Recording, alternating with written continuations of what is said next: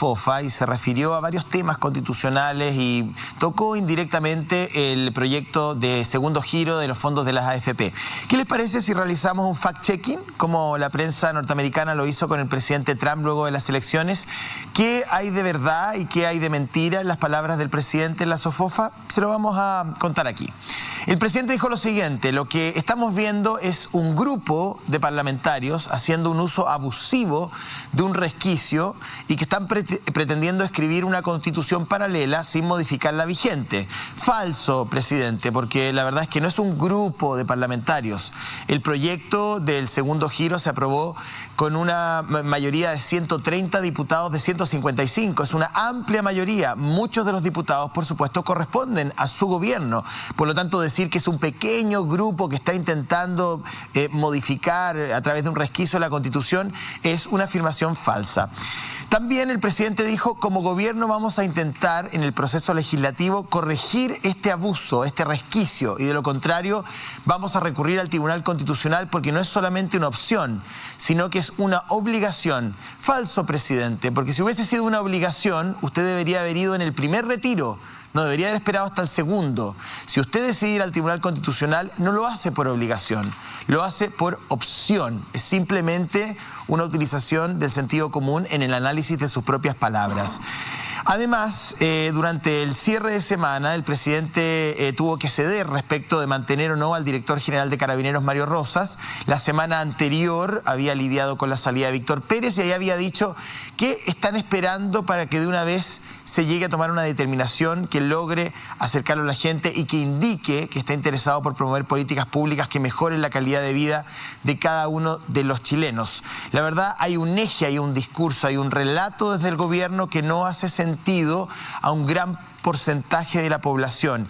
Y ese es el problema que está desfondando el gobierno. Ni una política pública específica, ni una perspectiva específica, sino que es porque el gobierno no ha sido capaz de articular un relato político sensato y coherente. Comienza Pauta Libre. Bueno, este día jueves renunció el exdirector general de Carabineros, Mario Rosas. En su reemplazo llega el general Yáñez. Ayer, miembros del gobierno e instituciones participaron de la reunión realizada en La Moneda para abordar los ejes centrales de la modernización de la institución. El presidente lo despidió en La Moneda con palabras de agradecimiento y de admiración. La actual presidenta del Colegio Médico, Isquia Siches, conversa con nuestro panel acerca de la actual polémica con el MinSal, las declaraciones del ministro Párez, la paralización de los funcionarios de la salud y lo que viene en materia de pandemia. Va a estar aquí con nosotros en el estudio Isquia Siches. Y también va a estar en el estudio la diputada Camila Vallejo del PC. Vamos a hablar del segundo retiro de la AFP, escaños reservados, los supernúmeros para indígenas y el proyecto que esta semana tuvo ahí algunos con dolor de estómago, es modificar los 2/3 para que la constituyente decida por sí misma su propio quórum.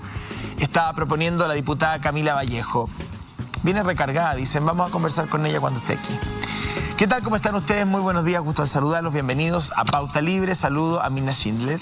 ¿Qué tal? ¿Cómo estás? Saludo también a Alejandra Matus. Muchas gracias. Y saludo a Mónica González. Muy buenos días, señor. Muy buenos días. Buenos días, colegas. Listos para comenzar a discutir la actualidad, pero antes, bueno, tenemos una premiada Ortega y Gasset en el estudio. Totalmente. Yo no puedo dejar de entregarle a Mónica González este lindo ramo de flores porque se ha ganado uno de los premios más importantes de la pluma hispanoamericana. Y la investigación periodística, en fin, por toda su labor y su contribución. Pero Mónica, mira, más que con admiración, yo en lo personal te entrego esto con cariño, porque yo te quiero mucho. Eso.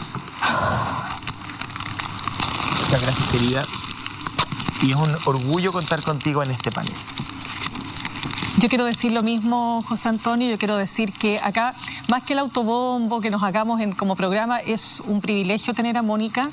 La cantidad de premios que ella ha recibido a lo largo de su vida es fruto de su trabajo, de un trabajo arduo, intenso. No para, Mónica es así, es rigurosa. Y Mónica, toda mi admiración, no puedo decir otra cosa y te lo digo de corazón también. Alejandra. Muchas gracias. Sí, yo también quiero felicitar a Mónica González. Los premios de trayectoria en general premian el final de una carrera, pero en este caso me parece que Mónica está más activa que nunca y qué bueno que el premio se le dé en un momento en que continúa siendo un aporte para el periodismo actual y también para las nuevas generaciones. Bueno, yo no sé qué decirle, me emocionaron Alejandra, Mirna, José Antonio. Yo siento, o sea, de verdad no podía creer que me habían dado este premio, les agradezco mucho, pero siento que este es un premio a muchos periodistas con los que yo he trabajado en equipo, que me han nutrido con su coraje, con su talento, con su búsqueda. Yo he sido muy privilegiada en la vida. Y por supuesto a los que no están, a los que llevaré siempre y buscaré a los que no están también, hasta siempre y por siempre. Así que muchas gracias y vamos pues, porque la vida continúa. Exacto. Gracias por este panel, porque ustedes son mi equipo y han sido un gran equipo estos meses. De ustedes aprendo muchísimo y ustedes me apañan también. Como hoy día, que no vengo un poco debilucha, ya. Pero bueno, Mónica, ya, la vida sigue, partamos. ¿Qué pasó esta semana? ¿Puedo partir? Sí, claro. Bueno, el jueves fue un día muy noticioso, ¿no? Yo quiero decir que el general Ricardo Yáñez llega cuando se fue Mario Rosa. Y Mario Rosa se va después de una nueva gran mentira. O sea, nosotros estamos acostumbrados a que se vayan después de grandes mentiras en Carabineros. La operación Huracán fue una gran mentira. La muerte de Camilo Catrillanca, el asesinato de Camilo Catrillanca, es una gran mentira. Y haber baleado a dos jóvenes de los más vulnerables de nuestro país, a los que hay que garantizarles la vida, y después decir que fueron heridos y que están heridos y que tuvieron que actuar porque estos jóvenes prácticamente querían atentar contra la vida, estos carabineros. Y el fiscal en la audiencia los desmiente de una manera brutal, ¿no? Desmiente todo ese entramado. Es otra gran mentira. Entonces el general Yáñez ha llegado, bienvenido sea, se va tarde el general Rosa, se echó 3 ministros del Interior. Hay que decirlo, se echó 3 ministros del Interior al hilo. ¿Qué sabía el general Rosa? No tengo idea. Pero se va tarde, pero lo que le espera deja un balance histórico. El balance del general Rosa es 2.520 querellas que presentó el Instituto Nacional de Derechos Humanos por violaciones a los derechos humanos, incluyendo 460 por tortura, 35 por homicidio frustrado, y de ellas 2.340 son contra carabineros. El Ministerio Público informa de 8.827 víctimas de violencia institucional, 6.626 contra carabineros. Defensoría de la Niñez, el Estado ha violado grave y sistemáticamente derechos humanos de niños y adolescentes. Pero lo más importante, lo que ha impactado al mundo y a Chile, son más de 400 personas con trauma ocular por disparos de carabineros y 257 casos de violencia sexual. Esa es la historia y le esperan 36 querellas. ¿Puedo hacer una pregunta a Mónica y después seguimos? Es que me falta algo. Es que a lo que tú acabas de describir, si tú unes eso con la puesta en escena del presidente... No lo entiendo, la admiración. Despidiendo al señor Rosas. Me falta algo. Que hay un relato que no hace que no sentido. cuadra. La profunda admiración y respeto, no. Algún día tendrá que explicárselo y espero que sea antes que demasiado tarde. Porque lo que tenemos aquí es una crisis institucional. Y quiero decir por qué.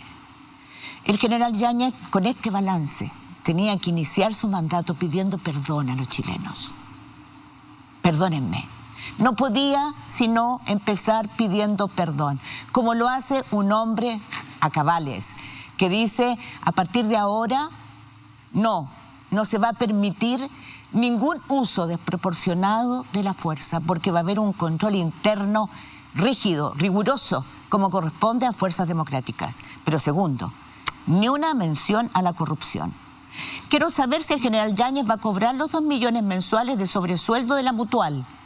por las cuales están desfilando en los próximos días, todos los exdirectores de Carabineros. Se repartieron 27.000 millones anuales entre ellos. Escuchen bien, 27.000 millones anuales. Plata que correspondían a todos los carabineros. Se las repartieron entre los generales directores y un grupo pequeñito. ¿Saben quién eran los controladores de cuentas de la Mutual? Los dos hombres claves del fraude que ya lleva 30.000 millones de Carabineros. Ellos eran los controladores de las platas de la Mutual. Ni una palabra sobre los 3 carabineros formalizados por cohecho y asociación ilícita reciente, ahora en Recoleta. Ni una palabra. Yo tomé mi archivo nomás, por las decenas de carabineros con vínculos con el narcotráfico del último año. General Yáñez, lo estamos esperando, porque esto es una crisis institucional. Es una crisis institucional que nos tiene en un vacío que provoca este tremendo espectáculo. Tú mencionaste la ENADE. La SOFOFA. La SOFOFA. Bueno, en esa ENADE, delante del presidente, los 2 principales dirigentes de las empresariales de Chile, el señor Bernardo Larraín Mate y Juan Sutil de la CPC, se permitieron hacer una crítica ácida. Dijeron, Larraín Mate, que en el Congreso se habían hecho expertos en elusiones constitucionales. Elusiones constitucionales. Y Juan Sutil dijo, creo que al gobierno, a la política, a la conducción le faltan piernas, falta capacidad de negociación, capacidad de bisagra. Con el presidente Piñera ahí. Ni una palabra sobre la colusión del papel, sobre el financiamiento político ilegal, sobre la colusión de los pollos, de las farmacias, sobre los horrores que permitieron e hicieron posible el estallido social, como lo saben todos ellos, los abusos.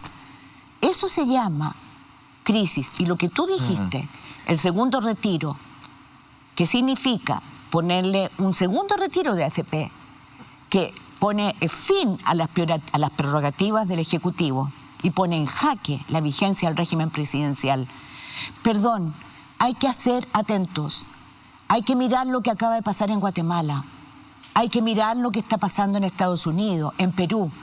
Estamos al borde de una crisis institucional. No la agravemos. Alejandra Matus, en Guatemala se quemó ayer el Congreso, ingresaron un grupo de encapuchados, ellos tenían un tema con el presupuesto, la mayoría de las glosas del presupuesto del gobierno iban a infraestructura pública, pero a través de licitaciones con empresas privadas. Esto gatilla una revuelta social feroz porque también había un recorte por la pandemia y un grupo de personas termina ingresando al Parlamento y quemando el edificio del Congreso, para ponerlo en contexto. Alejandra Matus. Bueno, por supuesto que me parece que Latinoamérica, como siempre, tiene estas contradicciones. Hay aspectos que se repiten en todos los países, como detrás de los negocios públicos, de las inversiones públicas, se afilan los dientes muchas personas con intereses particulares y esto enrabia a la gente. Quiero decir que también es un contraste con las acusaciones que se hacen muchas veces sobre Chile, sobre la violencia, que nuestro pueblo es bastante pacífico, que resolvió participar en un evento democrático de manera masiva y dar una opinión contundente sobre lo que espera para los próximos pasos. Pone su fe en redactar una nueva constitución, pero creo que todos estos acuerdos, consensos, son frágiles y que si aparece el interés particular intentando escamotear esos procesos, probablemente nuestra democracia va a estar en peligro. Yo creo que estos ejemplos nos ayudan a ver que la democracia tiene que funcionar para el pueblo, para la ciudadanía, porque si no funciona, se desestabiliza el sistema. Y a los que les interesa la estabilidad para los negocios, no hay mayor promesa de estabilidad que una democracia sólida y robusta. Alejandra Matus, desde Nueva York. Mirna Schindler. Bien, pues vamos avanzando con el análisis de lo que ha pasado esta semana. A ver, yo quiero partir por lo que le espera al general Ricardo Yáñez. Y yo decía en una columna esto de que, más allá de que si se le quedó prendido el micrófono o no al diputado Javier Macaya cuando pregunta, cuando dice más bien, comenta que es zurdo, agrega un chilenismo, dice que su familia es de izquierda, de izquierda, de izquierda, y la verdad es que más allá de si importa o no dónde tiene su corazón político, cuál es su religión, etcétera, aquí lo que importa es cómo lo va a hacer el general Yáñez para enfrentar dos, valga la redundancia, frentes que se le abren. El interno tiene que recuperar la confianza de su tropa, porque Mario Rosas no tenía esa legitimidad y esa confianza. Recordemos que hay un daño que también internamente es muy fuerte en lo moral. Una institución que está súper golpeada y eso afecta, como se dice en términos militares, no quiero hablar de lo militar porque eso ya también hay parte de lo que se tiene que cambiar, que es esta cultura militarizada de Carabineros, pero cuando se habla de la moral de combate, ¿no? Y es ahí donde él tiene un desafío. Primero, que su tropa crea en el alto mando y le ponga la ficha, ¿no?, de confianza. Y en el plano externo, está dicho, ¿no? O sea, un país que no cree en sus policías, que no confía en sus policías, que no siente legitimidad o no siente que ellas sean legítimas, ¿qué hace eso? Abre el camino para la delincuencia, narcotráfico, crimen organizado, que es lo que vemos en el resto de los países o de muchos de los países de la región. Por lo tanto, tiene ahí una tarea absoluta. Hoy día, en una entrevista en La Tercera, el ex ya ministro de Interior, Víctor Pérez, dice algo súper importante. Él dice, sacamos a los carabineros a la calle sin estar preparados. Dice, en el caso puntual del joven carabinero, que fue el que lanza, ¿no es cierto?, a este joven de 16 años por el puente del río, por el puente Pío IX, al río Mapocho, lo mandaron a la calle a enfrentar el orden público sin mucha preparación. Él habla de las limitaciones de quienes no están preparados para enfrentar hechos como los que ha vivido el país. ¿Y te parece una novedad, Mirna? No, lo que quiero decir es que esto habla de que efectivamente no tenemos carabineros que están preparados, porque cuando los carabineros llegan a un centro de, ¿cómo se dice?, colaborador del Sename, disparando frente a piedras y palos en una investigación que sin duda está en curso, pero uno se pregunta, ¿pero qué está pasando aquí? Por supuesto que es la gota que rebasa el vaso y por supuesto que junto con todo lo anterior ya no había cómo sostener a Mario Rosas, pero el punto hoy día es cómo preparamos una policía profesional, pero profesional no solo en el sentido de cuántos autos más voy a tener, cuántas más policías tendré en la calle, sino cómo concibo la labor del resguardo del orden público profesionalmente, sabiendo distinguir entre manifestantes violentos respecto de los que no lo son, etcétera, pero al mismo tiempo cómo garantizo el respeto de los derechos humanos. Esa es una policía profesional que está a la altura de los desafíos de una democracia. Y solamente para cerrar, una policía que no tenga como norma el encubrimiento, que cuando se produzcan hechos tan graves como los de Fabiola Campillay, como los de Gustavo Gatica o como del joven lanzado hacia el río Mapocho, se pone de inmediato a disposición de la justicia y dice, aquí están los hechos, vamos a esclarecerlos y vamos a establecer responsabilidades. Y eso es lo que requiere hoy día la institucionalidad llamada Carabineros, pero que sin duda por sí sola no lo va a lograr. El general Yáñez necesita de este acuerdo transversal donde van a concurrir todos los partidos políticos para que de una vez por todas esta reforma de esta cirugía mayor con control civil de la policía se produzca.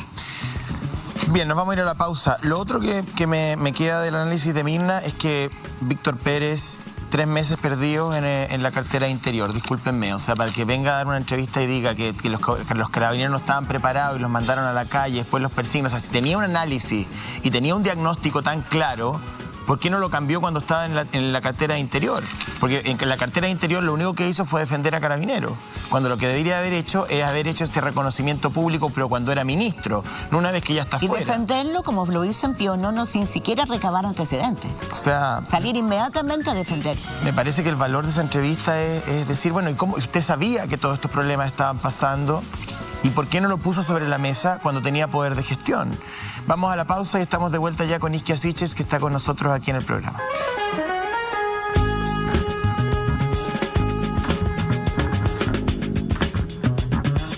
Como médico, la doctora Isquia Siches. Doctora, ¿qué tal? ¿Cómo le va? Buenos días. Hola, muy buenos días. Muchas gracias por invitarme. Buenos días, doctora. Buenos días. Vamos a conversar con Mónica, Mirna y Alejandra. Como pregunta introductoria, o más bien una suerte como de análisis cortito, mirando el desarrollo de la pandemia y las relaciones entre los distintos actores, tanto en Chile como en otros países, uno de verdad, me imagino que la opinión pública o mucha gente tiene esa misma mirada. Uno se pregunta, ¿cómo es posible que el mundo médico y el mundo político o los agentes políticos que están a cargo de la pandemia no puedan haber trabajado en conjunto con un poquito más de amabilidad? Yo no sé de quién es la responsabilidad, pero uno esperaría que en una de las crisis sanitarias más importantes de los últimos 100 años, uno viera a un ministro o a un jefe o a un coordinador del gobierno teniendo conversaciones amables con el mundo médico. Y lo que hemos visto desde el mes de marzo en adelante ha sido roces bien agudos, ¿no? Con declaraciones desafortunadas de lado y lado, con acusaciones cruzadas. Entonces, ¿por qué? ¿Cuál es la razón para que dos actores tan importantes dentro de una pandemia como es el mundo político o que lleva a la crisis sanitaria y el mundo médico no puedan haber trabajado desde marzo en adelante de la mano para poder alcanzar los objetivos sanitarios que el país necesita? Sí, bueno, es una pregunta que todavía no tiene respuesta, pero todavía podemos enmendar este rumbo. Sin duda no ha sido un desafío fácil, pero creo que nuestro colegio desde el primer día le ha planteado al gobierno un trabajo colaborativo, tanto creando institucionalidades para dar esta respuesta, como también hoy día sigue abierta esa puerta, mirando en todo lo que se viene por delante. Tenemos lo más probable una gran ola cuando se acerque el otoño, quedan muchas cosas por resolver y creo que esa puerta no está cerrada, que hay cosas que enmendar, pero que también en algún momento se tomó una definición política, que era en un momento de baja credibilidad, con todo el estallido social, haber creado una conducción, tal como tú señalas, más colaborativa, de un trabajo en conjunto, que espero yo el gobierno reflexione, así lo hemos conversado en la mesa social, de poder tener esos acercamientos, no solamente en los temas más clásicos sanitarios, sino también, por ejemplo, en materia educacional, donde todavía no hemos logrado tampoco ese trabajo colaborativo, y en tantos ámbitos más. Creo que hoy día, mirando hacia atrás, ha llegado el momento de hacer un balance. La semana pasada, en este mismo canal, ya el ministro París fue la guinda de la torta. O sea, dijo que ustedes ganaban 5 millones de pesos, que el señor Bernucci era un mentiroso. O sea, ya un lenguaje, digamos que no es propio de una crisis como la que estamos viviendo, creo yo. Sí. Y crisis que no ha terminado, ¿no? Sobre ese tema puntual, yo tampoco logro esclarecer cuál era el objetivo final de esas palabras, porque sin duda el ministro se equivocó, nuestra comunidad médica se sintió muy agredida. Él de buena manera ha pedido las disculpas públicas correspondientes, pero creo que sin duda hay que intentar dejar ese diálogo tan beligerante, intentar no entrar en enfrentamientos con los trabajadores y trabajadoras de la salud en este momento, y también ser mucho más empático y conectado con los momentos que vive toda la ciudadanía. Creo que ahí hay mucho espacio por mejorar, y a pesar de que nuestro balance en esa línea, en este trabajo colaborativo, no es tan positivo como quisiéramos, sin duda eso no quiere decir que el gobierno no pueda enmendar el rumbo, y yo realmente invito al gobierno a reflexionar sobre este punto. Yo lo he planteado muchas veces en la mesa social, y cada vez que nuestro colegio ha tenido que salir con un poco más de dureza, sin duda ha sido después de innumerables solicitudes. Tengo minutas que respaldan las veces que hemos pedido cada uno de esos puntos, hasta que la única alternativa que nos deja muchas veces el gobierno es hacer esos planteamientos frente a la exposición pública, y me parece que es una vía lamentable. Hay tantas controversias que se pudieron resolver antes. Alejandra. ¿Cuánto influye? El ministro dejó planteado el tema de que la elección en el colegio médico es lo que interfiere en las declaraciones del gremio. Y convengamos que muchas veces la opinión pública tiene la sensación de que los médicos actúan corporativamente y que defienden sus propios intereses más allá de los intereses públicos, y creo que a eso apuntaba el ministro París, digamos, pegarle en ese punto. Entonces, también entiendo que ha habido problemas con los pagos del personal de salud no médico. Al comienzo de la pandemia hubo retrasos en los pagos del personal nuevo contratado. ¿Cuál es la situación laboral en general de los profesionales de la salud, de los técnicos, paramédicos, y cómo influye la elección en el colegio médico en esta disputa? Sí, yo considero que es bien desleal asumir ese punto, ponerlo en ese contexto electoral, porque la participación de nuestro colegio ha sido a lo largo de toda la pandemia y nosotros sin duda hemos intentado colaborar, seguimos trabajando en las mesas que nos han invitado el gobierno, levantamos todas nuestras propuestas, los primeros que les entregamos cada uno de los documentos técnicos que elaboramos es al propio gobierno. Creo que esa crítica es bastante, en realidad no tiene nada que ver con la realidad, y al revés, me da la percepción de que parte de esta utilización política la hace el propio gobierno y el ministerio, y es un intervencionismo electoral que a mí me parece no debería ocurrir en ningún tipo de elección, ni gremial, ni sindical, ni de ninguna índole. Nosotros tuvimos que ver hace muy poco al vocero de gobierno, al propio ministro de Salud participando en una elección que es de un gremio que él conoce perfectamente y que yo espero mantenga el mayor grado de distancia y respeto por los procesos democráticos de los colegas.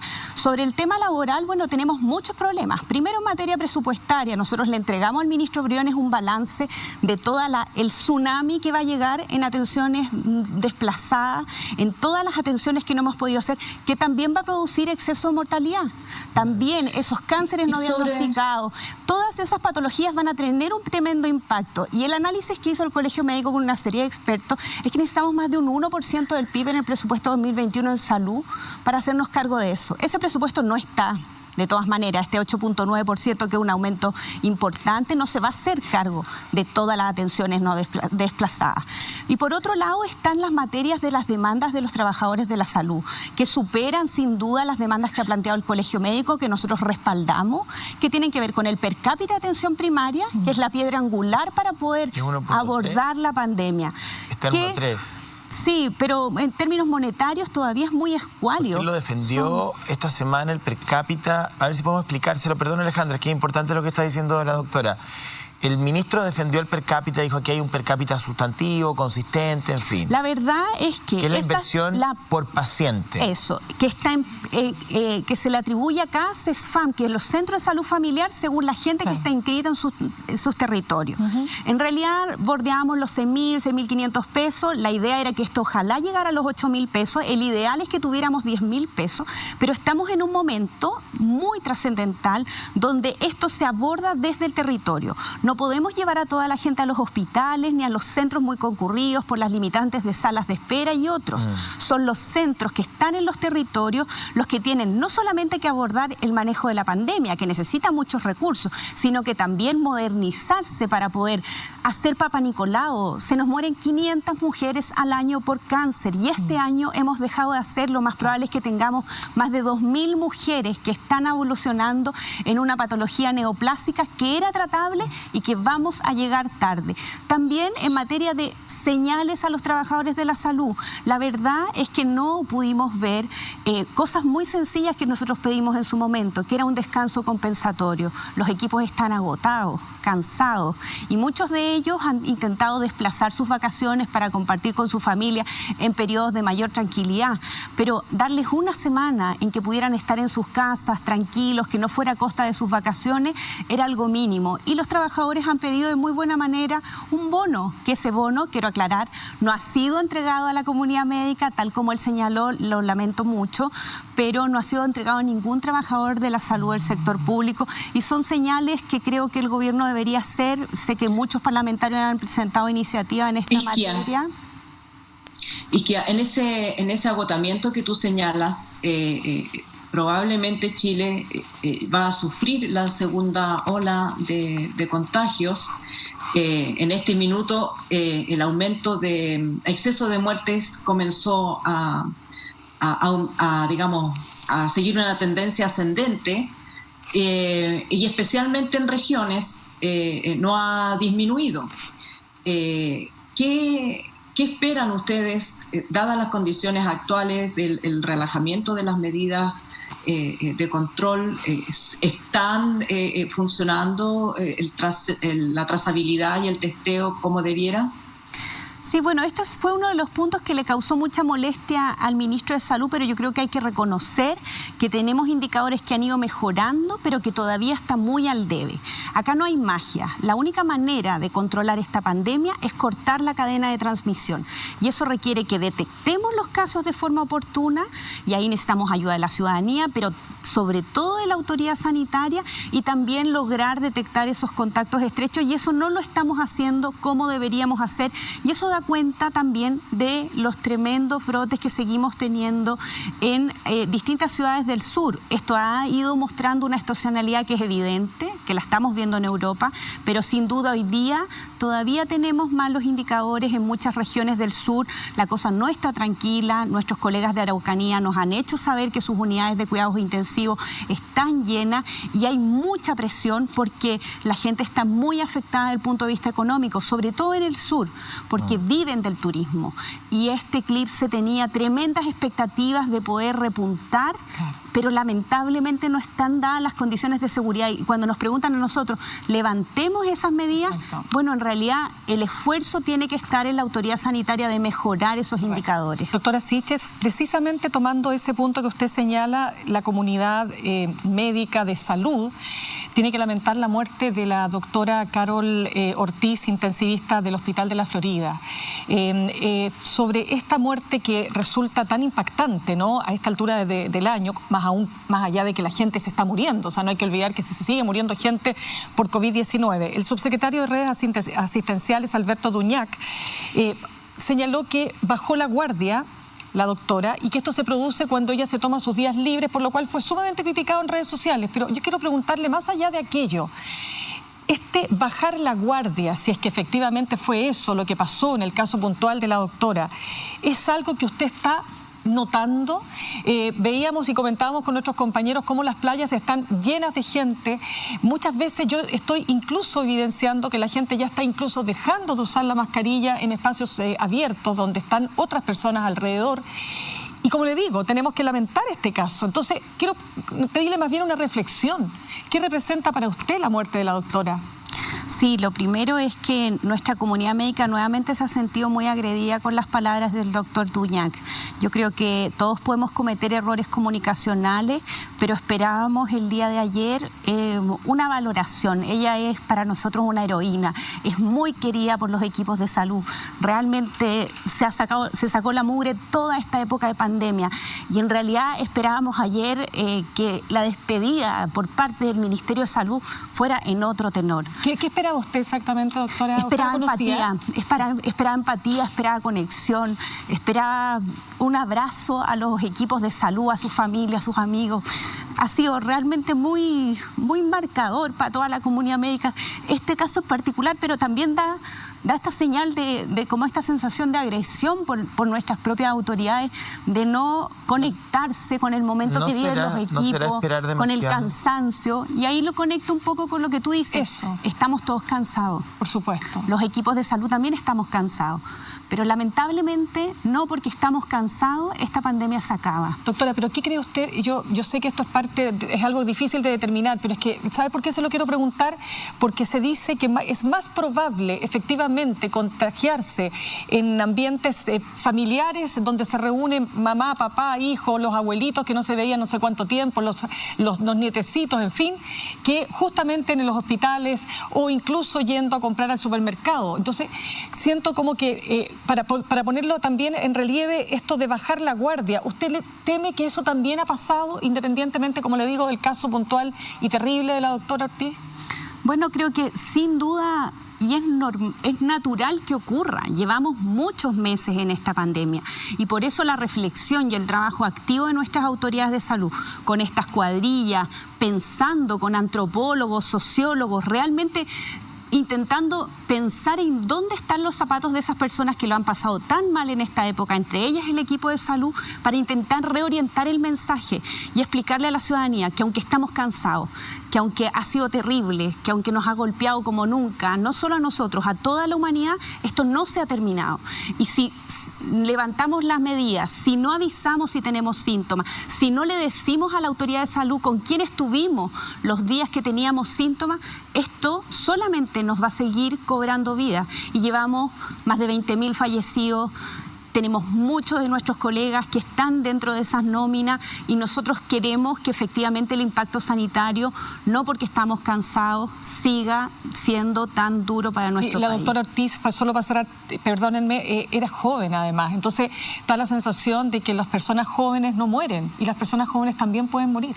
Sí, creo que eso lo tenemos que tener todos muy conscientes. Desde siempre sabemos que tenemos cuadros inflamatorios en los niños, a pesar de que tienen una mucha menor gravedad, pero también que hemos tenido que lamentar no solamente a la doctora Ortiz, sino que también a cientos, a miles de jóvenes que también han tenido un desenlace fatal. Y es por eso que hay que mantener las cautelas, hay que seguir sumamente consciente, pero también hay que ir recuperando la épica de que este trabajo es colaborativo, dependemos del otro, es solidario y sin duda no podemos relajar las medidas, pero también porque hay un horizonte más adelante y porque cada uno de esos fallecidos y fallecidas nos tiene que doler como país. Hay que evitarlo y hay que seguir evitando la cantidad de aumento de contagio, la cantidad de nuevos brotes y sin duda la cantidad de nuevos fallecidos. Doctora Siche se emocionó con el caso de la doctora. Yo no la había visto nunca tan quebrada. Y me parece que, ¿sabe qué? Eso representa de verdad algo que nos debiera preocupar a todos. Usted dijo algo muy cierto. El equipo de salud, después de ¿cuántos meses? Desde marzo, que ha enfrentado esta pandemia y todos concuerdan de que gracias a la calidad del equipo de salud que tenemos nosotros público, no ha sido la pandemia con un costo mayor, ¿no? Pero no ha tenido ni un solo bono, usted dice, nadie. O sea, el equipo de salud que ha sido los héroes de esta pandemia no han tenido ¿ni una compensación económica? Ninguna compensación económica, hemos tenido aplausos y tampoco estas señales que yo les decía, no es solo recursos, es algunas intervenciones como eso, y tampoco estas posibilidades de descanso. Por ejemplo, y quiero quizá conectarme a por qué me emociona lo de la doctora Ortiz, porque ella creo que representa un símbolo de lo que ha sido el trabajo en esta pandemia y además porque yo no la conocía a ella directamente, pero tengo muchos compañeros de mi beca que la conocían, he visto y he leído el dolor de sus colegas, nos escribió mucha gente, primero muy afectada por este fallecimiento, porque ella era además una de sus jefes de unidades de cuidado intensivo en la Florida, había asumido labores importantísimas, había empujado a su equipo a dar esta batalla y sin duda es un tremendo golpe y mucho más fue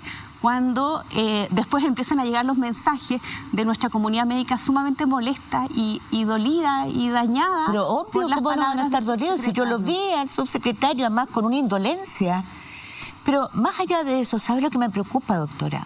Que si no han recibido bonos, que si no tienen la posibilidad de compensarse con días de descanso tan merecidos, cuando nosotros todos conectamos con médicos, con personal TENS, que está agotado. Y nosotros no hemos superado ni una ola, no es que venga la segunda ola, no hemos superado, tenemos 20.000 muertos.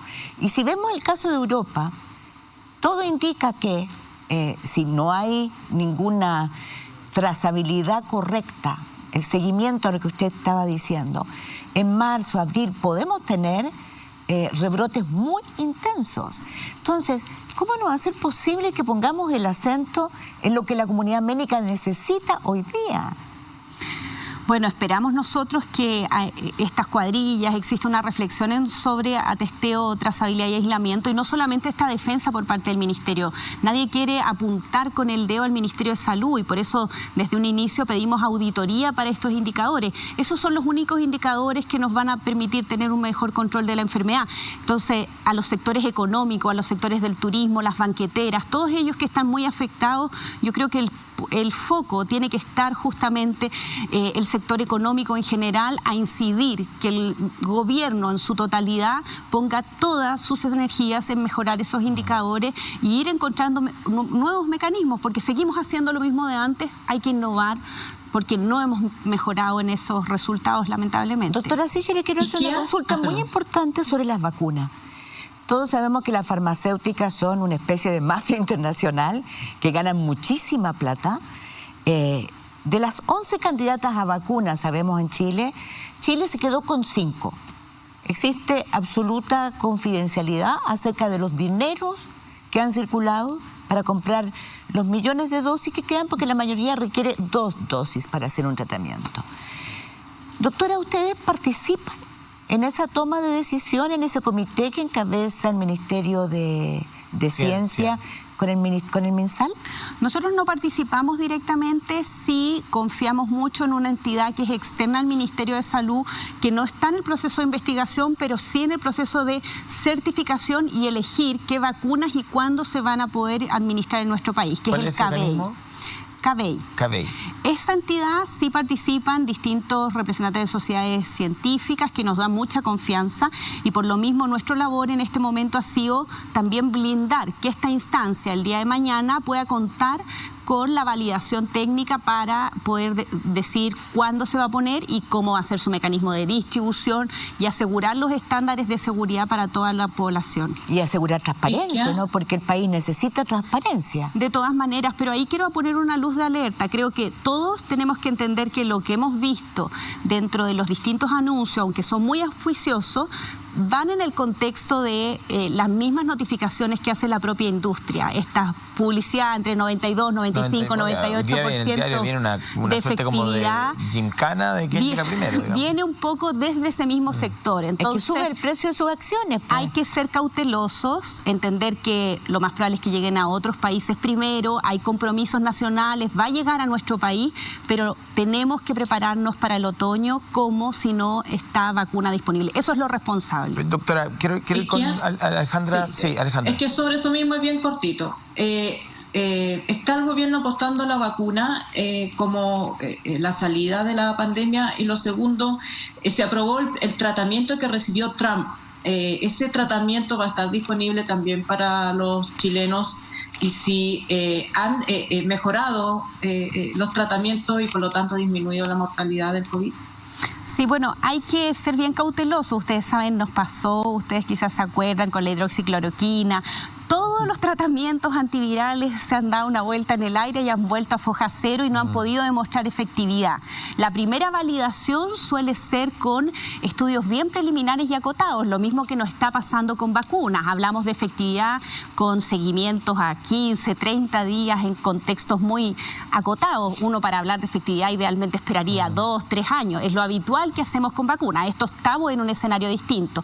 Por lo mismo, creo que hay que ser muy cautelosos y no casarnos con estas noticias de forma inmediata y evaluar si realmente es efectivo algunos de esos tratamientos. Muchos de ellos quizá demuestran una efectividad muy moderada. Yo no sería muy entusiasta en ninguno de ellos y esperaría que efectivamente tuvieran evidencia de mucho mayor calidad antes de incorporarlos, porque esos recursos también son recursos de todos y todas. Entonces, no podemos malgastarlos y hacerlos con toda la probidad que necesitamos. Doctora, yo le quiero preguntar por sus propios intereses políticos, porque cada vez que el colegio médico protagonizado por usted tiene algún tipo de roce con alguna autoridad, sale el argumento de que usted tiene intenciones políticas, de que efectivamente usted es una activista política y lo podemos leer en Twitter y démosle con el asunto, etcétera.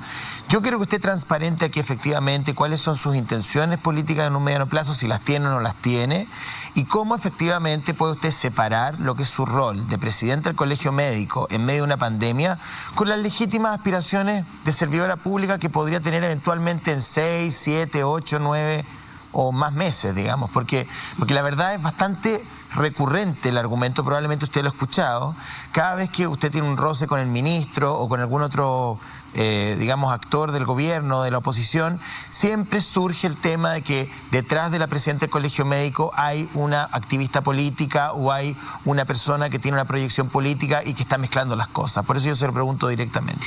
Sí, yo encuentro que es una crítica bien de baja monta en realidad. Creo que nosotros hemos hecho un trabajo técnico, serio. Yo soy la cara visible de un trabajo en equipo que es muy colectivo y que hoy día está liderando el Colegio Médico de Chile. Y mis aspiraciones en los próximos 3 años es seguir liderando el Colegio Médico de Chile, porque creo que los colegios profesionales, las instituciones de la sociedad civil, en este momento, en donde el resto de las instituciones están tan frágiles, tenemos no solamente la necesidad, sino que el deber de participar en el debate público, desde nuestros saberes, participando en la discusión colectiva, colaborando con las autoridades, que ha sido, más allá de lo que ellos dicen, que los criticamos mucho, siempre hemos estado disponibles, nunca le hemos dicho que no al gobierno a ninguna de las distintas instancias y siempre hemos sido absolutamente transparentes. Entonces, esa crítica yo la leo completamente inversa. Creo que son esos sectores políticos las que frente a instituciones como el Colegio Médico, que tienen una gran validez de la ciudadanía, prefieren salir con esta crítica pequeña que a mí, a grandes rasgos, no me representan nada. Ya, y una última cosita para cerrar. No ganan 5 millones de pesos. Voy a entrar en un terreno súper bajo, pero el ministro lo puso aquí, en este mismo canal, sobre la mesa. Él después pidió disculpas, dijo que no debería haber hablado de números, pero es bueno ir transparentando. O sea, esa cifra es absolutamente abultada y está por fuera de cualquier remuneración de un funcionario de la salud. Hay un estudio de América Transparente que hace un análisis por transparencia de justamente los médicos que están contratados 44 horas. Yo creo que tenemos que admitir que los médicos no tienen malas remuneraciones en nuestro país en el sector público, pero claramente las cifras enunciadas, que me sorprende mucho, que sí, no hay ánimo de hacer daño, hay un profundo desconocimiento por parte del ministro de Salud, lo cual es lamentable, porque esas cifras en realidad bordean a casi el 6% de nuestros médicos en horario completo, en zonas muy extremas, en condiciones muy extremas, como médicos únicos, especialistas de además muy extensa trayectoria. La gran mayoría de nuestros colegas no recibe esas remuneraciones y particularmente quizá el grupo, y es justamente donde tenemos esta deuda con el Ministerio de Salud, son los médicos jóvenes. Y esos médicos es al revés. A nuestro juicio, el gobierno y el Estado debería estar haciendo el esfuerzo para mantenerlo como funcionarios públicos. Hay una serie de colegas que estamos muy interesados de mantenernos en la red pública y que estamos llenos de ideas y que queremos aportar de nuestros hospitales, pero también evidentemente se requiere fortalecer y equiparar las asignaciones, y en realidad la gran mayoría de nuestros médicos reciben muy buenas remuneraciones, pero no están ni cerca de lo que reciben en el sector privado. Y también tenemos esta disputa con el sector privado. Doctora Siches, usted nos dijo esta semana a mí en una entrevista que era una estupidez que el Ministerio de Educación estuviera planteando el regreso presencial a clases el 1 de marzo en términos de que no había habido una conversación con los equipos, ¿no es cierto? Llámese el comité COVID-19, en fin, para poder alcanzar ese acuerdo. ¿Cómo entonces se va a producir el retorno seguro a clases si no está esa relación establecida, ¿no? Sí, Mirna, quizás es un adjetivo que no debía haber usado, tal como yo le pido muchas veces mantener la altura del debate. Creo que en esa entrevista se fue un poco más efusiva de lo que debía haber sido, y más que una estupidez creo que es una falta de altura de mira del momento en que vivimos. Nosotros desde marzo nos reunimos con el ministro de Educación, con la defensora de la niñez, y en la mesa social le pedimos al gobierno conformar una mesa de educación para sentar a todos los actores y ponernos de acuerdo cómo ir retomando las clases. Ya había muchos monitoreos y señales desde OMS y otros que las clases eran fundamentales y que es el brazo como el Estado llega a los estudiantes. Hasta la fecha no tenemos esa mesa, la hemos pedido 100 veces y tal como les dije antes, este anuncio más público sale después de acciones reiteradas. Le hemos pedido reunión al presidente de la República y todavía no contamos con esa instancia. Si fracasa el retorno a clase de marzo, creo que ha sido en parte porque el gobierno no ha tenido quizá la altura para poder mirar que hay que sentarse con los actores, con los apoderados, los estudiantes. Ya me tiraron la música para irnos a comercial. Sí, la escuché yo también. La escuché. Cortito, siguiendo la línea de Mirna, tenemos que cerrar. ¿No han hablado con el ministro Figueroa? Lo hemos hablado, sí, por eso yo le he pedido al ministro 3, 4, 5 veces, por favor, le he suplicado, monte la mesa, porque si no va a tener a los profesores en contra, a los apoderados en contra, a los alumnos en contra, y no va a funcionar. Necesitamos reconectarnos con los estudiantes, porque deserción escolar, la falta de conexión, familias frágiles y vulnerables, que es lo único que existe es el colegio, hasta alimentación, garantizar que esos niños no estén desnutridos, cuántas cosas más requiere primero dialogar y conversar. Bueno, ahí está planteado. El ministro Figueroa, nos encantaría tenerlo en el sofá la próxima semana para que podamos conversar contestándole a la presidenta del Colegio Médico. De eso se trata, construir país. Muchas gracias, doctora Siches. Muchas gracias. Muchas gracias, doctora, que le vaya por invitarle. Quiero mandarle un tremendo abrazo y saludo a nuestros equipos de salud, particularmente a toda la familia, amigos de Carol Ortiz, que compartimos con ellos el dolor de toda la comunidad médica y que hay que seguir adelante en este trabajo, sin duda. Mucha fuerza. Gracias, muy amable. A la vuelta, buenos días. Buenos días, muchas gracias por la invitación. Gracias por venir a nuestro programa. La primera vez que está con nosotros en Pauta Libre, esperemos no sea la última. Mirna. Ya, pues partamos. Diputada, me voy a tomar un poquito de tiempo para explicar la propuesta que ha hecho usted y que ha causado bastante polémica, porque usted ha dicho que sean los futuros miembros de la Convención Constitucional los que definan el quórum con el que se van a aprobar las materias propias de la nueva Constitución, es decir, algo diferente a la regla propuesta por los 2/3. Entonces, ¿qué quiero plantearle? Diputada, el 15 de noviembre costó mucho. Dos elementos claves, naturalmente, de ese acuerdo fueron los 2/3, la hoja en blanco. Ambos puntos permitieron que tuviéramos finalmente un plebiscito el 25 de octubre pasado. Recordemos que la derecha no quería ni siquiera un plebiscito de entrada. Usted ha dicho que los 2/3 de ahora es repetir los 2/3 de la dictadura y de los últimos 30 años. Y yo quisiera preguntarle, ¿en qué se basa usted si, primero, existe una hoja en blanco, se comienza a escribir una nueva Constitución y todo lo que se acuerde debe estar consensuado en estos 2/3 de aprobación? Y dos, si 1/3 más un voto no está de acuerdo con alguno de los artículos, no rige la actual Constitución, que es lo que ha sido los 2/3 de los últimos 30 años, sino que aquello será objeto de ley y tendrá que ir al Congreso. Me alargué porque sí, son varias complicado, pero quiero saber por qué entonces usted plantea lo que está planteando. Sí, mira, son varias preguntas, así que me va a tomar un poquito de tiempo para poder responder y explicar. Yo creo que lo primero que hay que decir es que el proceso de cambio a la Constitución se inicia y se desata principalmente por los jóvenes, los trabajadores, las familias y principalmente los estudiantes que saltaron el torniquete y la gente que se movilizó y que tuvo un momento de canalización institucional con el acuerdo de noviembre, que es cierto. Pero que ese acuerdo es perfectamente mejorable, modificable, ¿en pos de qué objetivo? Que es lo que ya de alguna manera se ha estado haciendo, para justamente facilitar el proceso democrático, participativo, ciudadano y soberano que el pueblo inició. Entonces, el acuerdo no contemplaba los escaños reservados, no contemplaba paridad, no contemplaba el control de reclamación de la Corte Suprema, no contemplaba incluso las limitantes que se pusieron después de los tratados internacionales en general, no solamente sobre derechos humanos. Y muchas de esas cosas han sido cuestionadas y otras cosas han sido trabajadas, agregadas. De hecho, el acuerdo dice respeto irrestricto a los derechos humanos y eso ya no se cumplió desde el día siguiente. A lo que voy yo es que ese acuerdo que permitió, no voy a entrar en la polémica que estuvimos, no estuvimos, tenemos razón y tuvimos razones para no firmar al final ese acuerdo. Perdón, entre eso por los 2 tercios. No es menor esa polémica, diputada. Sí, no es menor. Bueno, podemos entrar en esa... Pero cerremos el punto y de ahí Pero vamos para cerrar el punto, el tema es que nuestro objetivo con la propuesta que hicimos, que es coherente con nuestras posiciones de siempre y justamente también razón por la cual nos suscribimos al acuerdo, es que esta propuesta se pueda discutir porque busca fortalecer el proceso constituyente, la hoja en blanco y el ejercicio de participación democrática y soberana de las y los constitucionales. Nosotros no queremos que se imponga una mirada desde el Congreso.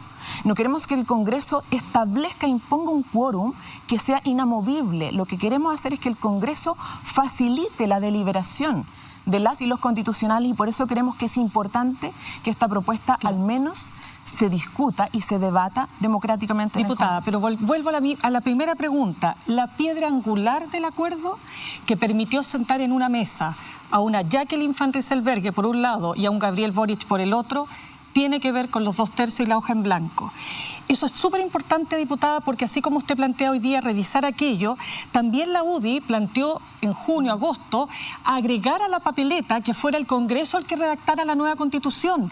Fíjese usted que Pablo Longueira dijo en un momento saltarse el plebiscito, todo esto antes del plebiscito, y pasar directo a los convencionales. Entonces, de alguna manera, ¿no cree usted que su propuesta la sitúa en el mismo lugar de comenzar a revisar aquello tan importante, como le digo, que permitió sentar a la mesa a 2 posiciones tan distintas de nuestro país? A ver, efectivamente la derecha ha hecho distintas propuestas y creo que el escándalo no ha sido del nivel que ha producido la propuesta que presentamos la semana pasada. Son propuestas que yo no comparto, que votaría en contra, pero jamás diría que no puedan presentarlas o que es ilegítimo presentarlas. Hace poco también una senadora decía que quería escaños para los evangélicos. Yo no lo comparto, lo discutiremos. La senadora Van Rieselberghe. Bueno, lo discutiremos, lo votaré en contra, pero no voy a limitar, o sea, a mí me parece complejo decir que uno no puede presentar una propuesta en el Congreso porque hay un acuerdo que lo impide. La Constitución de Nelson Mandela... Lo de los 2 tercios, perdón, lo de los 2 tercios, vuelvo al punto, nosotros no lo hacemos por capricho la propuesta de modificación a eso. Perfecto. Creemos que es importante, porque la política es dinámica, escuchar a la ciudadanía, escuchar a las organizaciones su opinión sobre el quórum de los 2 tercios. En Chile, la historia que tenemos y la experiencia institucional respecto a quórum tan alto es que una minoría ha impedido transformaciones profundas en nuestro país que han tenido respaldo mayoritario. Lo que pasa es que hay un trasfondo que tiene que ver con la protección a las minorías y que está en la base de la teoría democrática. Pero es que lo que pasa, mira, hace poco el Congreso, el Senado, rechazó la reforma al Código de Aguas para establecer el derecho al agua. Oye, 24 a favor y 12 en contra. Por eso vamos a tener una nueva instancia para que discutamos el Código del Agua, pero perdón, le voy a leer la explicación que da la diputada Maya Fernández para retirar su firma del proyecto. Tenemos que ser capaces de generar proyectos que en lugar de dividirnos, nos unan, y rechaza haber recibido presiones.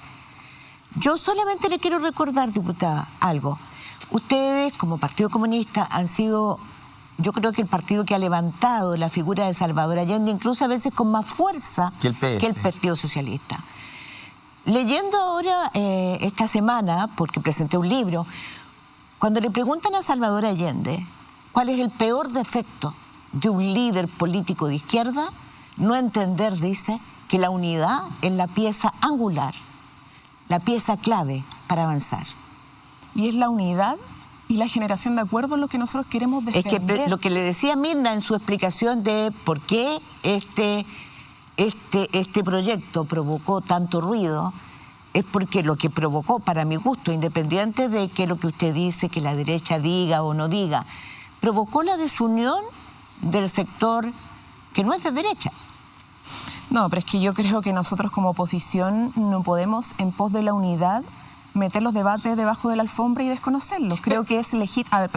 Que hay varios... Le agrego un punto, le agrego solamente un argumento, es que encuentro súper interesante, es que si la Constitución de Nelson Mandela de 1996 considera los 2 tercios como mecanismo, en un país donde sabemos todo lo que costó, ¿no? Cuántas vidas se perdieron, ¿por qué ese mecanismo en sí mismo podría no ser el que prime en el caso nuestro, también sabiendo que hay esta hoja en blanco, porque es distinto? Yo sé que usted entiende que no es lo mismo 2/3 cuando no estamos de acuerdo, entonces se mantiene la Constitución de Pinochet, a 2/3 no estamos de acuerdo, entonces pasamos a ley.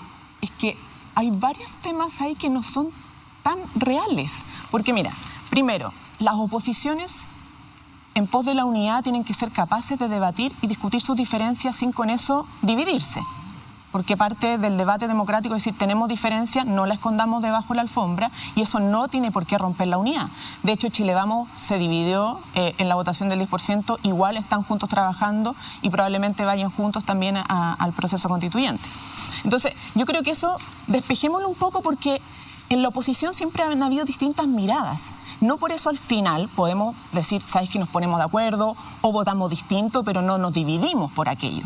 Entonces, eso es lo primero. Lo segundo,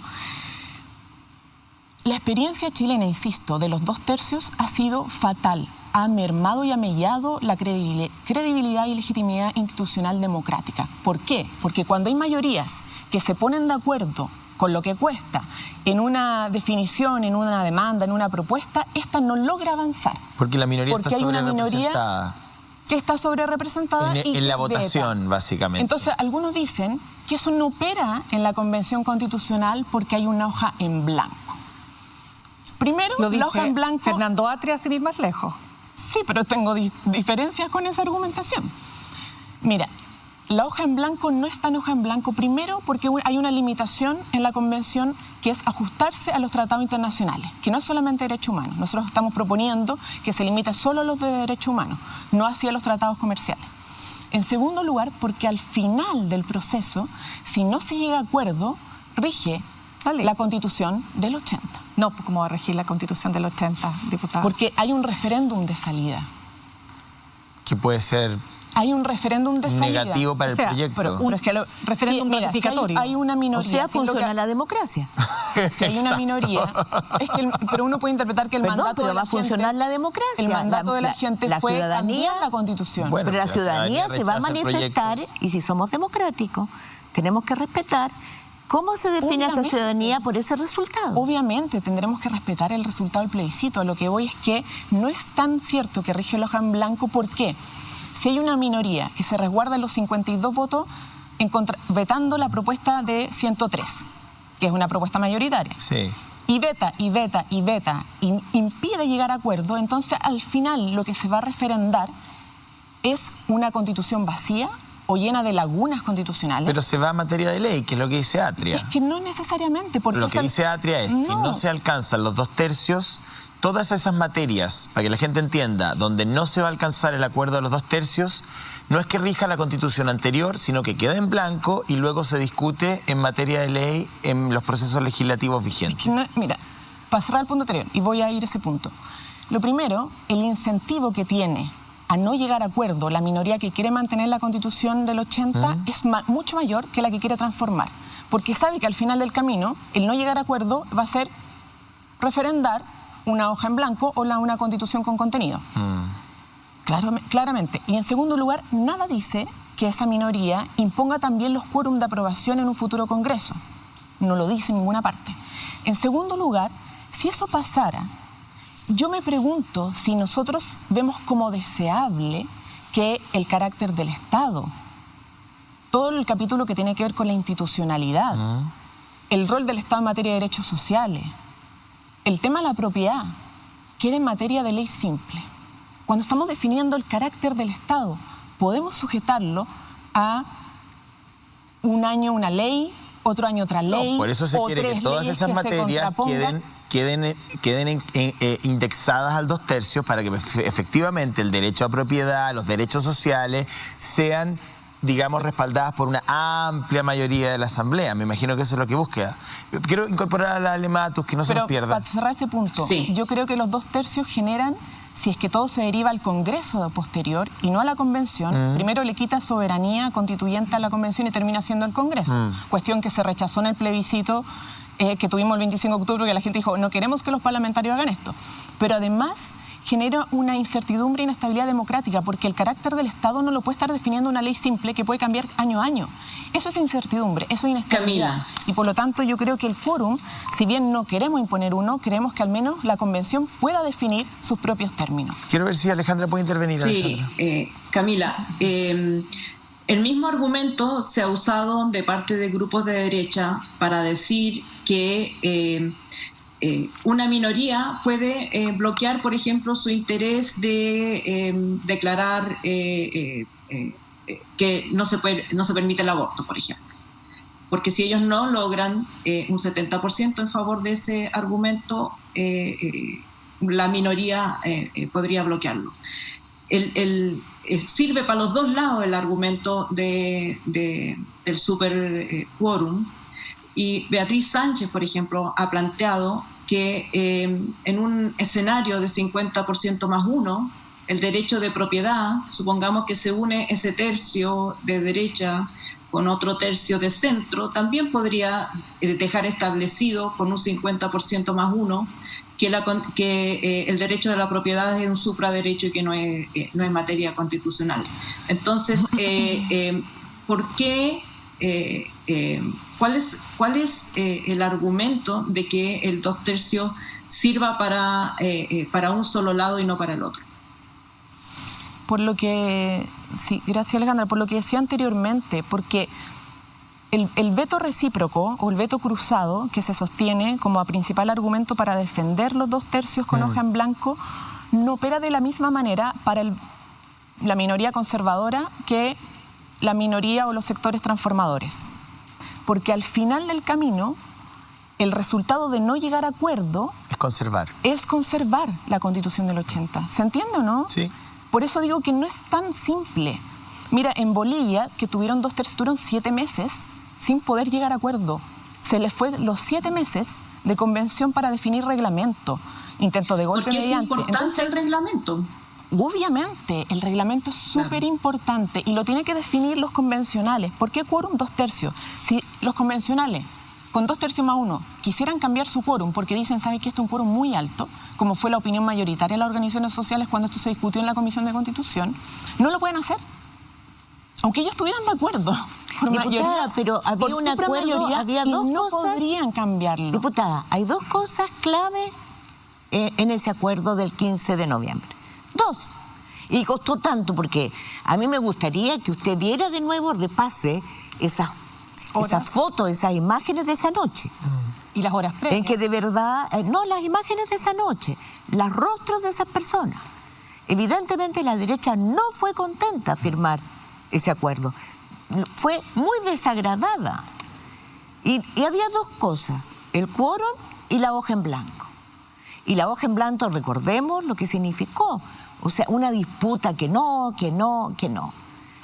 Entonces, de repente, yo solo pregunto porque hay quienes piensan que el hecho de que ustedes hayan rechazado ese acuerdo, no hayan querido asistir ni ser parte, el hecho de que ustedes no sean, haya sido una de las pocas fuerzas políticas que no estuviera, no es eso también lo que los impulsa a no tener ningún compromiso con ese acuerdo, que a los demás sí les importa porque es respetar la palabra.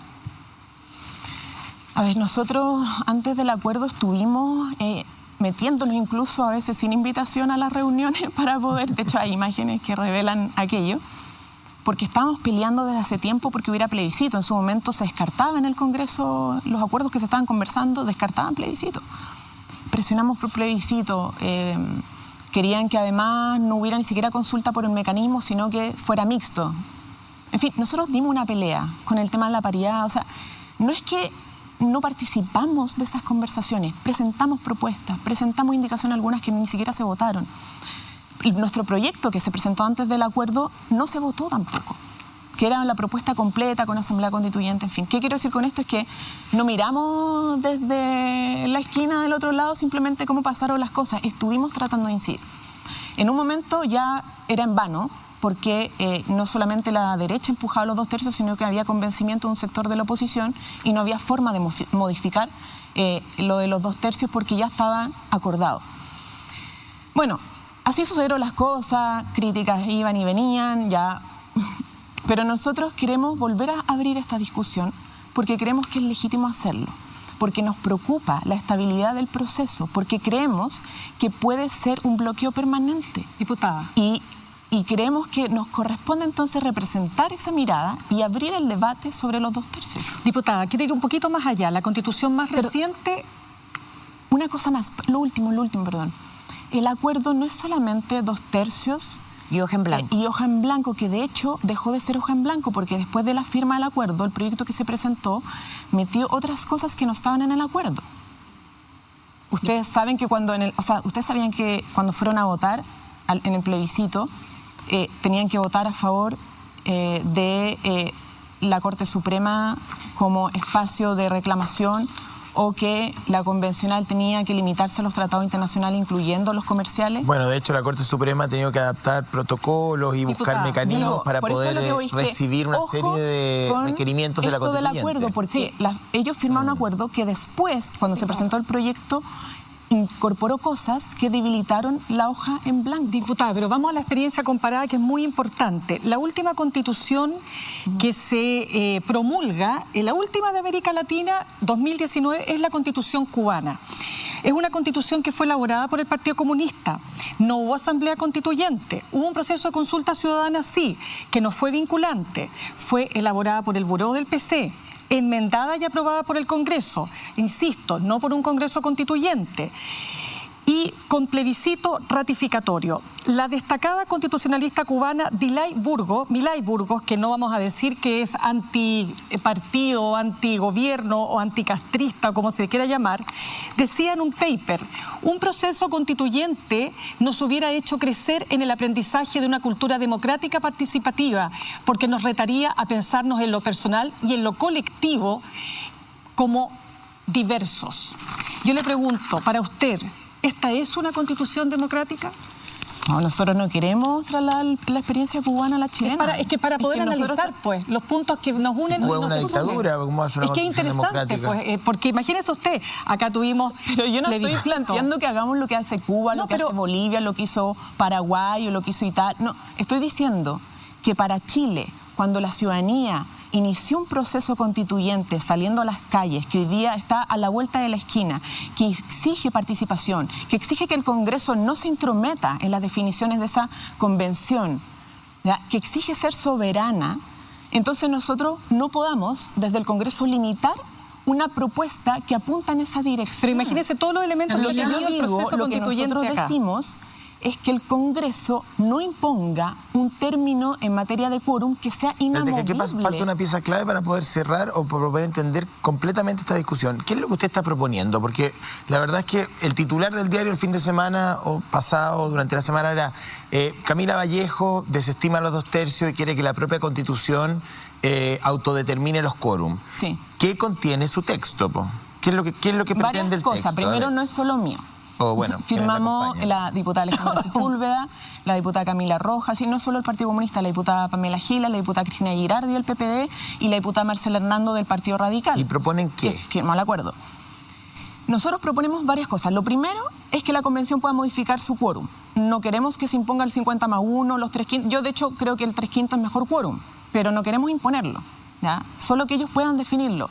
Lo segundo es que la convención sí abra un debate sobre instancias de participación más allá de la convención misma. Es decir, que pueda tener encuentros territoriales, comunales, distritales, etcétera. Camila. Claro. Y proponemos que la limitación en materia de tratados internacionales sea solo respecto a los tratados en materia de derechos humanos. No comerciales. Y no los comerciales. Camila, tomando el punto de Mónica González... Y proponemos, para terminar, que el plazo de los 9 meses rija cuando ya esté el reglamento, justamente para que los 9 meses no se los coma solo la discusión reglamentaria, porque finalmente va a ser un desperdicio de tiempo. Tomando el punto de Mónica González sobre Maya Fernández, ella ha dicho que estaba de acuerdo con todos esos puntos, excepto con el de los 2/3, no porque no esté de acuerdo con el planteamiento siquiera, sino que el poner ese punto en ese proyecto de acuerdo limita la unidad, porque obviamente hay sectores que, estando de acuerdo con todo lo demás, no están de acuerdo con desconocer esa parte del acuerdo, por lo que ya se ha dicho, porque formó parte del acuerdo que incluía la hoja en blanco. Si discutes los 2/3, también los otros pueden discutir la hoja en blanco y en fin, se estropea un objetivo que parece central, que es la unidad de propósitos, que ya es difícil en las actuales condiciones, porque los independientes no tienen el camino fácil para entrar a la Constitución. Era súper importante lo que planteas tú de que hayan procesos participativos vinculantes. Entonces, ¿por qué empecinarse en un punto que divide y no permite? Por ejemplo, hubiera presentado ese mismo acuerdo sin ese punto, se hubiera fortalecido la participación y los otros puntos que son muy importantes, y al final, si tú redistribuyes el poder, ¿por qué temerle a que el Congreso futuro decida lo que no se acuerde ahí? No va a ser el mismo Congreso. Si hay una nueva Constitución, un nuevo régimen político, la soberanía va a estar bien representada. ¿Por qué temerle a que el próximo Congreso decida lo que no se puede lograr en acuerdo? Mira, yo creo que es importante aclarar que nuestra propuesta tiene varios puntos, y si hay gente que está en contra de la propuesta de modificación de los 2/3, bueno, opinará, la rechazará al momento de votar, bien, pero lo que nos está pasando es que no quieren y quieren impedir que esto se discuta. Ni siquiera para poder aprobar las otras propuestas. Entonces, Camila, pero cuando tú pones en política, tú no eres neutral, ¿cierto? Tú estás planteando una idea, no para que solamente se discuta, sino que tú estás proponiendo un camino para que se resuelva de alguna manera. Entonces, esa es la decisión política de poner o no poner ese tema, de ponerlo como una cosa central o como una cosa secundaria. Es una decisión política, no es... Claro. Y es una cuestión para nosotros sumamente importante y es central dentro de la propuesta, pero no es la única propuesta. Entonces, lo primero, no está bien en una democracia que alguien quiera vetar la posibilidad de una discusión sobre una propuesta, porque para eso está el Congreso, para debatir propuestas. Entonces, nosotros, claro, es muy importante el tema de los 2/3 por las razones que he dado, porque creemos que da más soberanía al proceso democrático, porque creemos que los 2/3 no garantizan estabilidad y certidumbre institucional, etcétera, etcétera. Pero también tenemos otra propuesta que creemos que tienen que ser discutidas en su mérito, ¿ya? Y el debate en el Congreso se abre también a las organizaciones para que la ciudadanía opine. Si esta cuestión no puede solamente definirse entre los partidos y parlamentarios, por más que tengan una opinión legítima. Las cosas son dinámicas. Cuando nosotros presentamos, por ejemplo, el proyecto de ley sin consentimiento de violación, hubo un rechazo casi transversal. Lo ridiculizaron. No sé si se acuerdan, pero dijeron que lo estábamos buscando como que las parejas fueran a firmar un consentimiento en el registro civil. Notarial. Claro. Notarial, perdón. Y finalmente se aprobó por unanimidad en el Congreso. Hemos presentado otras veces otras propuestas que han sido fuertemente criticadas, incluso en sectores de oposición. Las 40 horas. Las 40 horas. Yo quisiera las 40 cambiar horas en de tema. Quiero cambiar Yo de quisiera, pero me toca a mí. Sí, tú sí fue, pues. Yo quisiera cambiar de tema, diputada, porque yo creo que ya hemos tocado ampliamente este tema. Noviembre comenzó con 3 femicidios, más de 40 este año. Pero se sigue discutiendo en el Congreso un proyecto que podría cambiar la situación, porque este lamento boricano que tenemos, cada vez que matan a una mujer es como los niños del Sename, ¿no? Vienen todas las promesas de los políticos de que vamos a cambiar la situación y no se cambia nada. Y con respecto a los femicidios, no cambia la situación. El verdadero sistema de protección, y para qué hablar de la preparación que tienen aquellos funcionarios a los cuales uno puede pedir y demandar auxilio, ayuda, y la verdad es que no existe la prevención. La vida de las niñas y de las mujeres no tiene precio, diputado. ¿Qué estamos esperando? Sí. Mira, esto ha sido un tema que hemos planteado en reiteradas oportunidades en la Comisión de Mujeres y Equidad de Género. Yo presido, de hecho, esa comisión en la Cámara de Diputados y Diputadas. Por eso que se lo pregunto a usted. Porque hicimos un tremendo esfuerzo. La lucha por tener un Ministerio de la Mujer y Equidad de Género no fue fácil, como la pelea del aborto en 3 causales. Fueron años, décadas, probablemente generaciones anteriores a mí, para conseguir aquello. Y resulta que una vez creado el Ministerio de la Mujer y Equidad de Género, tenemos todavía una institución muy débil. En la ley de presupuesto hubo una crítica completa a el presupuesto para el Ministerio de la Mujer. Porque hay recortes en materia personal. Porque se recortan programas como Prodemo, los programas en materia de prevención. ¿Por qué creen que hubo esta idea de rechazar el presupuesto? Para que justamente en el Senado pudieran aumentar los recursos. Porque es una institución debilitada y son las mujeres que trabajan en esta institución las que atienden a otras mujeres víctimas.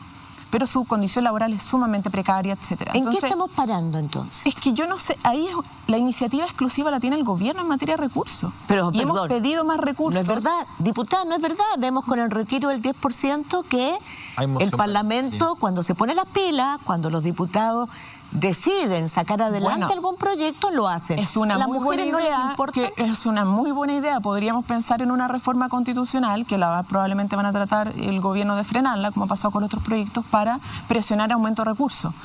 Y en el caso de la ley de violencia integral, que está en el Senado y que tampoco tiene urgencia inmediata, que es el otro tema que está pendiente. Entonces, tenemos obviamente un estancamiento, falta recursos, recojo lo que usted dice de que, mira, me acaba de dar una idea genial, yo creo que algunos van a estar no muy contentos con esa propuesta, pero hemos insistido en que aumenten los recursos en prevención, hemos querido aprobar esto de la ley de educación sexual integral en afectividad y perspectiva de género, que nos rechazaron por quórum en el Congreso Nacional, que era una ley sumamente trabajada con las organizaciones para atacar el problema en su origen, que es una educación machista, sexista, violenta desde el punto de vista de las diferencias de género. Trabajamos meses en ese proyecto de ley y se nos cayó por problemas de quórum en la Cámara porque un sector conservador no quiso avanzar en eso. Y en el Senado está estancada la ley de violencia integral que busca asegurar una vida libre de violencia a las mujeres. Lo sabemos, pero parece que no hay ninguna inquietud. A mí me gustaría, a la vuelta de comerciales, preguntarle por la crisis institucional y el rol que ustedes van a jugar. ¿En relación a Carabineros, dices tú? En relación a Carabineros y al retiro del 10%. Sí, son dos temas interesantes y si ustedes están dispuestos a un acuerdo político transversal que ayude al general Yáñez a iniciar el proceso de cambio que tanto Carabineros necesita, pero nos vamos a una pausa. Genial.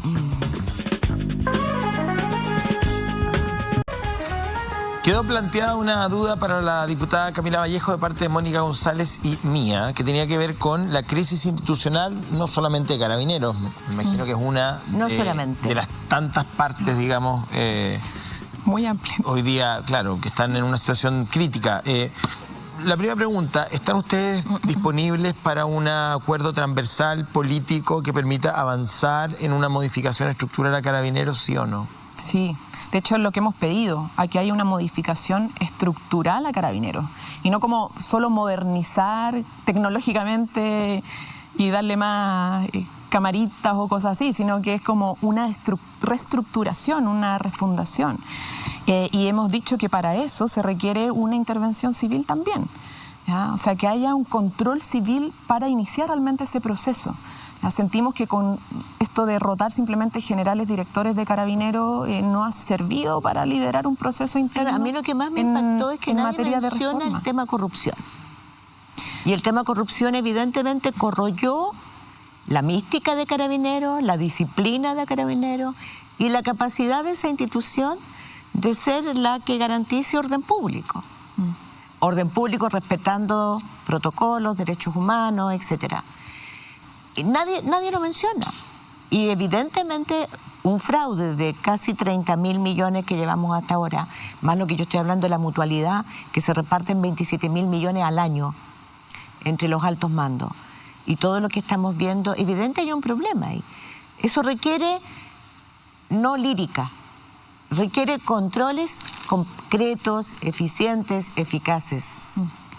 Sí, eso ha sido parte igual del debate, Mónica. De hecho, se ha planteado que haya instancias de auditoría, como comisiones de auditoría, pero que no estén jerárquicamente dependiendo del general director, sino que tenga un control civil real, para justamente evitar que haya más casos de corrupción. Pero es todo el tema, porque, o sea, el tema de plata, el tema del rol, del qué tipo de policía queremos para Chile. También esa pregunta es como que la gente se la hace en las poblaciones, porque no quiere simplemente más policía, sino que qué tipo de policía. policía que realmente sea más comunitario, que cumpla una labor, que tenga la capacidad suficiente más para combatir el narcotráfico y no simplemente descansar siempre en el microtráfico y no solucionando los problemas de fondo, que tenga realmente respeto a los derechos humanos, que tenga una formación, que respeta a sus propios funcionarios. Yo creo que, ojo con esto, porque aquí no hay solamente una vulneración hacia afuera, sino que dentro de la institución, cuando hay funcionarios que denuncian violencia intrafamiliar, cuando hay funcionarios, me tocó el caso de Andrea Neira, ¿recuerdan? Que fue desvinculada porque las comisiones médicas al final sirven para deshacerse de los cachos, como dicen ellos. Si una mujer queda embarazada es cacho, para afuera. Si una mujer denunció algo, un funcionario denunció algo, comisión médica, se va para afuera. Entonces, esto también tiene que ver con el resguardo de ellos mismos y el respeto de los derechos de incluso los funcionarios, no solamente hacia la ciudadanía. Entonces, esto no es solo una modernización, es una refundación, pero para poder iniciarla se requiere, insisto, un interventor civil, porque al final vamos a estar lamentando día tras día que hayan nuevos casos de violación de derechos humanos. Vamos al tema del 10%. 3 preguntas en una. ¿Se siente hija de Milton Friedman, como decía una columna de Daniel Matamala? 2.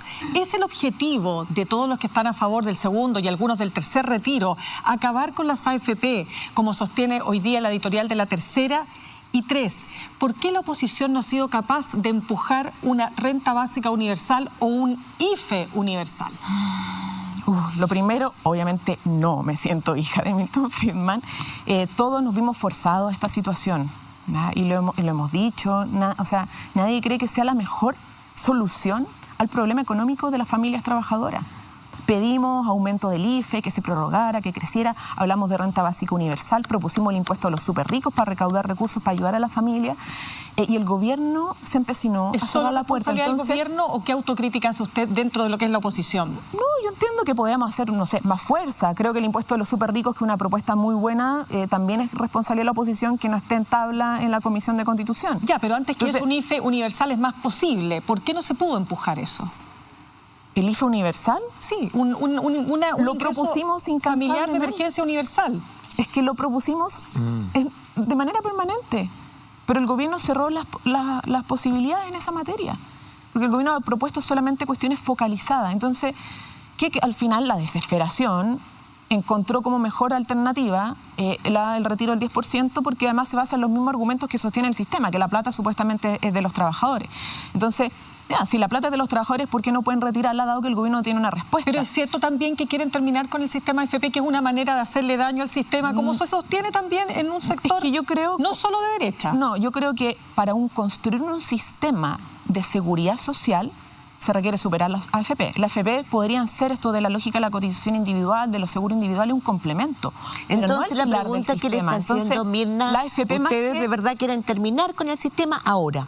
Que la AFP es como hegemónico de la entrega de pensiones. Sí, ¿por qué no entrega? Pero por eso, ¿es una manera de terminar sacando y sacando la plata? No, que una manera de terminar con la AFP es construir un sistema previsional real. No desfondando las cuentas, digamos. Y si perdura, la lógica de la AFP es un complemento. ¿Ya? Pero está debilitada la AFP hoy día como institución, pues. No nos culpen a nosotros eso, si llegan décadas de descrédito la AFP porque no entregan pensiones. Y el sistema de la AFP no fue diseñado para entregar pensiones, todos lo sabemos. Entonces, ya esto hizo agua, rebalsó totalmente, y más en pandemia. Ahora, entonces, perdón, si hay una AFP se pregunta desacreditada, en su casa, ¿va a llegar esa plata o no a las familias chilenas en diciembre? Porque esta semana se ha enredado tanto. Había una votación en sala para el día jueves que misteriosamente se posterga para la próxima semana, y justo entra en paralelo el proyecto del gobierno tremendamente focalizado con una serie de restricciones. Yo trato de interpretar a la gente que está al otro lado de la pantalla y que realmente necesita esa plata independiente de la discusión política. Pero yo puedo agregarte un dato. Sí. La mitad de las personas en Chile ganan menos de 401.000 pesos. Menos. Sí. La mitad de las personas que trabajan en Chile. Esas personas, la mayoría de esas personas, no van a tocar un peso del segundo retiro de las AFP. ¿Qué hacemos con esas personas? ¿Nos olvidamos de ellas? No, exactamente. O sea, perdón, diputada Vallejo, ¿sabe lo que me pasa? Que siento que en esta grave crisis que tenemos hay como caminos que están ahí, ¿no? puestos. Pero, y las personas que son la mayoría de este país, que no tiene ni una posibilidad de recurrir a un peso en las AFP, cuyas pensiones son, para que estamos con tonteras, la mitad de las pensiones autofinanciadas son menores a 150.000 pesos. O sea, estamos hablando de pobreza. ¿Qué hacemos con ella en medio de esta crisis? De hecho, lo comparto plenamente, Mónica, porque hay mucha gente que no cotiza o hay gente que ya no tiene nada tampoco en su fondo. Entonces, hay que tener una propuesta para ello. ¿Y no está? Bueno, es que nosotros sí tenemos una propuesta. Y lo hemos dicho hace tiempo, el impuesto a los superricos. Perdón, pero estamos hablando de una propuesta para que le llegue ahora a la vena a esa familia, sí, diputada. Claro. El impuesto a los superricos se demora. Y la crisis la tenemos ahora. No lo quieren tramitar, pero es que no puede ser que estemos haciendo todo siempre. O sea, la solución sea que los trabajadores se rasquen con sus propias uñas. Si hay riqueza en este país, hay gente que no ha bajado sus utilidades. Hay gente ¿Dónde que está la preocupación por las empresas que reparten dividendos hoy día? Pero para terminar, el gobierno podría distribuir o endeudarse más porque sabe que va a recaudar a través de más tributos con un impuesto a la riqueza o eliminando las exenciones tributarias que no hacen perder más de 9.000 millones de dólares.